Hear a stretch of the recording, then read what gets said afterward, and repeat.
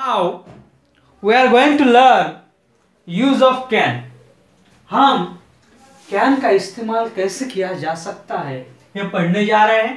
देखिए हिंदी सेंटेंस के एंड में अगर सकती है, सकते हैं, इस तरह से शब्द आते हैं तो उस सेंटेंस को अंग्रेजी में बनाने के लिए कैन का इस्तेमाल किया जाता है। देखिए कैन और रिवर्स न्यूमेरिकल मेथड, अपनी रिवर्स न्यूमेरिकल मेथड, इस दोनों का इस्तेमाल करके हम इन सेंटेंसों को, इन वाक्यों को अंग्रेजी में बनाएंगे। रिवर्स न्यूमेरिकल मेथड से किसी भी सेंटेंस को अंग्रेजी में बनाने के लिए सबसे पहले सब्जेक्ट ढूंढना होता है। फिर सब्जेक्ट ढूंढने के बाद दूसरे किसी भी शब्द को न देखते हुए सीधे सीधे हमें उस सेंटेंस के एंड में जहां पर पूर्णविराम होता है वहां पर कौन सा शब्द है ये देखना होता है। इस सेंटेंस के एंड में इस एक के ऊपर एक शक्ति है, शक्ति है के लिए आएगा कैन। कैन के बाद कहीं भी कभी भी वर्ब का फर्स्ट फॉर्म आता है। जाने का फर्स्ट फॉर्म है गो।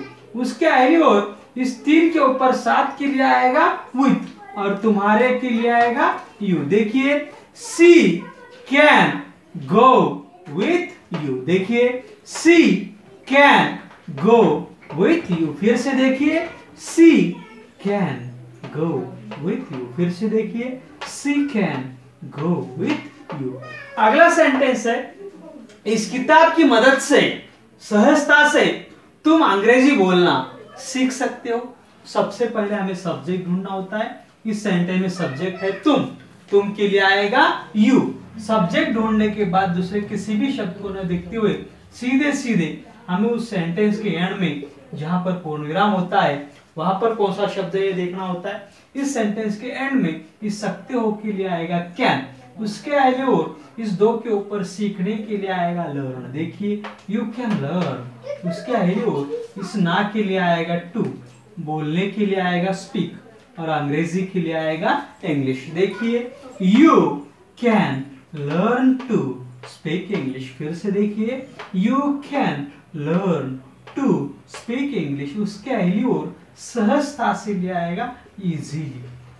इसके आगे और इससे के लिए आएगा विथ।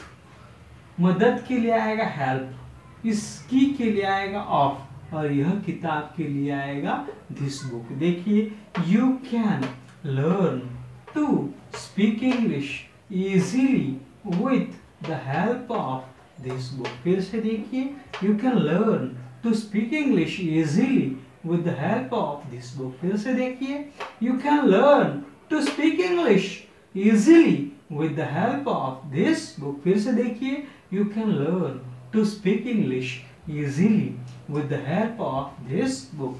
वह एक महीने का व्रत रख सकती है। इस सेंटेंस में सब्जेक्ट है वह के लिए आएगा सी। सब्जेक्ट ढूंढने के बाद दूसरे किसी भी शब्द को न देखते हुए सीधे सीधे हमें उस सेंटेंस के एंड में जहां पर पूर्णविराम होता है वहां पर कौन सा शब्द है ये देखना होता है। इस शक्ति है के लिए आएगा कैन। देखिए सी कैन रखने के लिए आएगा कीप। देखिए सी कैन कीप।